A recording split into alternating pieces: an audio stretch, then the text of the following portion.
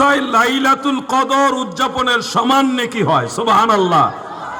এটা কিন্তু সাধারণ ব্যাপার না ভাইজান। অনেকে আওয়ামী নামাজ পড়েন, কিন্তু এই নামাজের যে এত দাম, এত মর্যাদা অনেকে জানতেন না।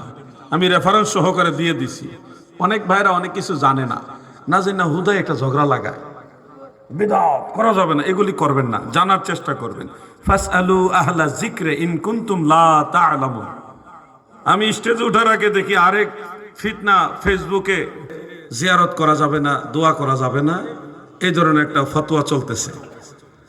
বাংলাদেশের একবার প্রথম সারি একজন আলেম এই কথাটা সাবেক প্রধানমন্ত্রী বেগম খালেদা জিয়ার জিয়ারত করতে যায়, জিয়াউর রহমান সাহেবের জিয়ারত করতে যায়, উনি এই বক্তব্য দিয়ে দেশে একটা আবার ফিতনা লাগাইছে। জিয়ারত করতে মন চাইছে, জিয়ারত করে চলে আসেন, নাইলে যায়েন না।